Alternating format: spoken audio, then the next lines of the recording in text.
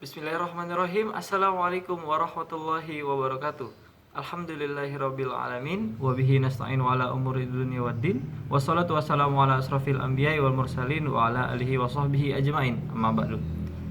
Yang terhormat kepada dosen pengampu mata kuliah Ilmu Administrasi semester 3 Bapak Nurul Jamali, dan kepada teman-teman semuanya yang insyaallah kami semua banggakan. Pada kesempatan kali ini, saya Muhammad Hafiz Kurniawan sebagai moderator bersama dengan teman-teman saya, yaitu ada Nashwa Alifa Altaf, Muhammad Budiman Dermawan, dan juga dengan Wahyu Ilmiah. Kami dari kelompok 8 akan mempresentasikan hasil diskusi kami mengenai koordinasi organisasi dan juga pengawasan. Untuk pembahasan yang pertama, yaitu ada koordinasi antara atasan dan bawahan serta sebaliknya. Pembahasan yang kedua, yaitu koordinasi antara selevel dalam organisasi. Pembahasan yang ketiga, yaitu koordinasi antar unit-unit dalam organisasi. Pembahasan yang keempat, tujuan pengawasan dalam organisasi. Pembahasan yang kelima, yaitu jenis-jenis pengawasan dalam organisasi. Bahasan yang keenam, yaitu metode pengawasan dalam organisasi. Bahasan yang ketujuh, yaitu peranan seorang pemimpin dalam pengawasan sebuah organisasi. Baik, untuk selanjutnya yaitu pembahasan materi yang akan disampaikan oleh teman-teman saya. Sekian. Lalu slide yang selanjutnya yaitu antara atasan dan bawahan juga sebaliknya. Koordinasi antara atasan dan bawahan merupakan aktivitas wajib dan dilakukan terus-menerus dalam manajemen perusahaan. Memang, sekilas kalau dilihat tidak lebih sekedar tanggung jawab sebagai atasan atau sebaliknya. Namun, tanpa kita sadari, rupanya koordinasi semacam ini merupakan salah satu penentu keberhasilan manajemen suatu perusahaan. Jika Anda adalah seorang manajer perusahaan, maka Anda harus memastikan job deskripsinya anak buah Anda apa hari ini. Anda juga harus memastikan bahwa tim marketing Anda menjalankan tugasnya dengan baik. Anda juga harus menelpon tim marketing Anda setiap saat untuk memastikan mereka sedang bekerja, menanyakan posisi mereka saat itu, memastikan progres sekolah yang dikunjungi, problem yang ditemui di lapangan saat itu, sampai Anda meminta laporan lengkap hasil kinerja mereka di akhir kerja serta melakukan evaluasi setiap hari untuk meningkatkan kinerja. Inilah yang disebut koordinasi antara atasan dan bawahan, di mana bawahan melaksanakan job deskripsinya dan memberikan laporan hasil kerja ke atasan, dan atasan memberikan solusi dan mendampingi bawahannya supaya bekerja dengan baik, benar, dan tuntas. Jika hal seperti ini dilakukan di semua level jabatan, maka tentu akan menghasilkan manajemen operasional yang tangguh dan bertanggung jawab. Tangguh artinya terkoordinasi dan terpantau setiap saat. Maksudnya, karyawan akan selalu dipantau akan bekerja dengan benar dan dipacu agar mematuhi polis atau standar operasional prosedur atau SOP yang berlaku. Sedangkan bertanggung jawab maksudnya pejabat dan karyawan tidak akan pernah melepaskan tanggung jawabnya sebelum pekerjaannya dituntaskan 100%. Dengan itu akan melahirkan budaya kerja yang terbakukan dalam SOP perusahaan, dan semua level manajemen secara tidak sadar ke depan akan berjalan otomatis tanpa harus diperintah, meskipun perusahaan yang Anda miliki sewaktu-waktu berganti kepemimpinan atau berganti kepemilikan. Lalu selanjutnya yaitu antara selevel. Kita tidak bisa memperlakukan semua orang dengan cara yang sama. Kita perlu membangun cara berkomunikasi yang berbeda antara satu orang dengan lainnya, terutama ketika kita berada di tempat kerja. Teman sejawat atau teman kerja selevel dengan atasan tentu harus kita bedakan lewat cara bersikap kita. Ada 6 cara membangun komunikasi efektif di tempat kerja kepada sesama level. 1. Ringkas dan jelas. Ketika Anda memberi instruksi atau menjelaskan sesuatu kepada rekan Anda, katakan hal itu dengan ringkas dan jelas, sehingga informasi yang Anda berikan dapat disampaikan secara efektif. Sebuah monolog yang panjang berliku hanya akan membuat orang lain merasa bosan dan membuat orang tersebut kehilangan poin-poin penting yang Anda sampaikan. Kedua yaitu murah senyum. Anda tidak harus tersenyum sepanjang waktu, tetapi jadilah murah senyum dan sering mengganggu ketika berpapasan dengan rekan kerja Anda. Dengan membawa keceriaan ke tempat kerja, Anda akan dipandang positif oleh rekan-rekan Anda di kantor. Ketiga yaitu jangan bergosip. Bergosip akan membahayakan posisi Anda di tempat kerja, sebab Anda tidak pernah tahu kapan gosip itu akan sampai ke telinga orang-orang yang Anda dan sebagian orang gosipkan. 4 yaitu jangan merendahkan diri. Dalam upaya untuk menjadi seseorang yang humoris, banyak orang menceritakan kisah-kisah konyolnya kepada orang lain. Hal semacam ini tidak selalu lucu dan benar-benar tidak pantas untuk diceritakan di tempat kerja.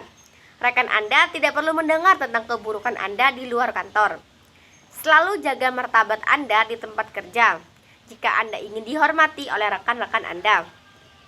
Kelima yaitu jangan terlalu sering bercanda atau bertindak konyol. Rekan atau atasan Anda di tempat kerja mungkin akan menganggap Anda tidak serius jika terlalu sering bercanda. Juga, beberapa lelucon mungkin akan berpotensi menyinggung rekan Anda di kantor. Yang terakhir yaitu berpakaian yang pantas.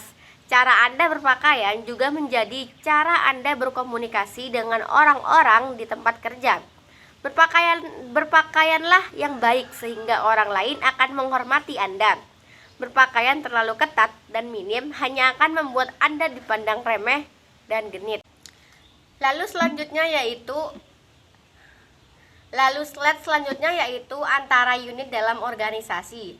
Koordinasi unit dalam organisasi antara lain 1. Koordinasi intern dan ekstern. Koordinasi intern adalah pengawasan yang dilakukan oleh orang atau badan yang ada di dalam lingkungan unit organisasi yang bersangkutan. Koordinasi dalam bentuk ini dapat dilakukan dengan cara koordinasi kepada atasan atau sesama anggota dalam suatu unit. Koordinasi ekstern adalah koordinasi yang dilakukan kepada unit yang berada di luar unit organisasi yang diawasi. Lalu yang kedua yaitu koordinasi preventif dan represif.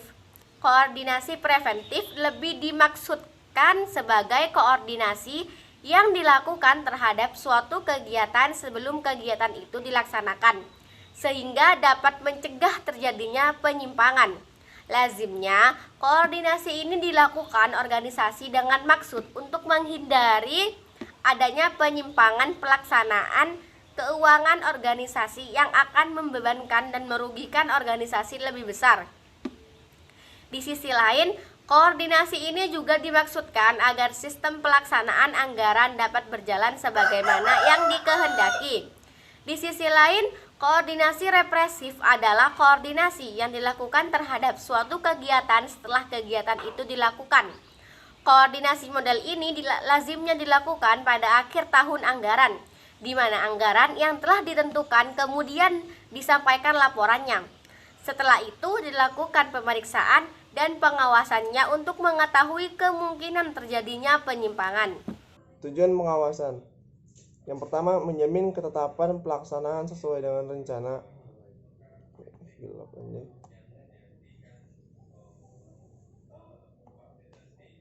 Tujuan pengawasan. Yang pertama, menjamin ketetapan pelaksanaan sesuai dengan rencana, kebijaksanaan, dan perintah. Yang kedua, menertibkan koordinasi kegiatan-kegiatan.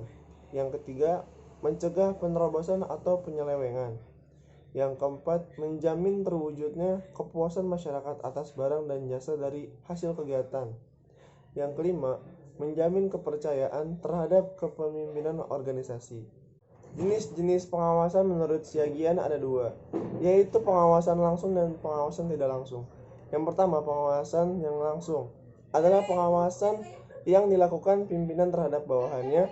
Pengawasan ini biasanya dalam bentuk inspeksi langsung. Dan yang kedua adalah pengawasan tidak langsung, adalah pengawasan yang dilakukan oleh pimpinan terhadap bawahannya dari jauh, berupa laporan yang telah dilaporkan atau oleh para bawahannya. Metode pengawasan. Yang pertama ada metode pengawasan non-kuantitatif. Pengawasan non-kuantitatif tidak melibatkan angka-angka dan dapat digunakan untuk mengawasi prestasi organisasi secara keseluruhan. Teknik ini yang sering digunakan adalah yang pertama ada pengamatan atau pengandalian dengan observasi. Pengamatan ditujukan untuk mengendalikan kegiatan atau produk yang dapat diobservasi. Dan yang kedua ada inspeksi teratur dan langsung. Inspeksi teratur ini dilakukan secara teratur atau periodik dengan mengamati kegiatan atau produk yang dapat diobservasi. 2. Pengawasan kuantitatif. Pengawasan kuantitatif melibatkan angka-angka untuk menilai suatu prestasi. Berikut contoh teknik yang dapat dipakai dalam pengawasan kuantitatif adalah audit. Yang pertama adalah internal audit. Tujuannya adalah membantu semua anggota manajemen dalam melaksanakan tanggung jawab mereka dengan cara mengajukan analisis, penilaian, rekomendasi, dan komentar mengenai kegiatan mereka. Dan yang kedua adalah external audit. Tujuannya adalah menentukan apakah laporan keuangan tersebut menyajikan secara wajar keadaan keuangan dan hasil perusahaan. Pemeriksaan dilaksanakan oleh pihak yang bebas dari pengaruh manajemen. Selanjutnya adalah prosedur dan prinsip pengawasan. Beberapa langkah yang harus ditempuh dalam prosedur atau proses pengawasan adalah sebagai berikut. Yang pertama, menentukan suatu perencanaan pengawasan. Yang kedua, pelaksanaan pengawasan. Dan yang terakhir, melakukan evaluasi atau penilaian terhadap pelaksanaan controlling. Prinsip-prinsip dasar pengawasan antara lain adalah sebagai berikut. Yang pertama, adanya suatu rencana tertentu dalam pelaksanaan dan pengawasan. Yang kedua, adanya pemberian pemerintah atau instruksi dan wewenang kepada para bawahan. Yang ketiga, bisa segera dilaporkan jika terjadi penyimpangan, kesalahan, dan penyelewengan. Dan yang terakhir, pengawasan ini harus mempunyai sifat luas atau fleksibel, dinamis, dan ekonomis. Dan materi yang terakhir adalah peranan pemimpin dalam pengawasan. Dalam pengawasan melekat, peranan pemimpin sangat penting dalam melakukan pengawasan terhadap bawahannya. Berikut ini beberapa peranan pemimpin dalam pengawasan adalah sebagai berikut. Yang pertama, mencegah kebocoran dan bentuk-bentuk penyelewengan lainnya yang serupa dapat mengurangi keberhasilan bahkan dapat menggagalkan pembangunan. Lalu pengawasan atasan terhadap bawahannya disebut sebagai bagian penting dari pengawasan melekat, karena adanya sarana pengawasan melekat yang diciptakan oleh pimpinan atau atasan. Kemudian adanya para petugas yang melaksanakan secara sistem tersebut. Dan yang terakhir, pimpinan atau atasan yang terus-menerus melakukan pengawasan agar petugas-petugasnya secara utuh melaksanakan sarana tersebut dan melakukan pengawasan terhadap sistem yang telah ada jika diperlukan. Sekian presentasi dari kelompok kami. Terima kasih. Assalamualaikum warahmatullahi wabarakatuh.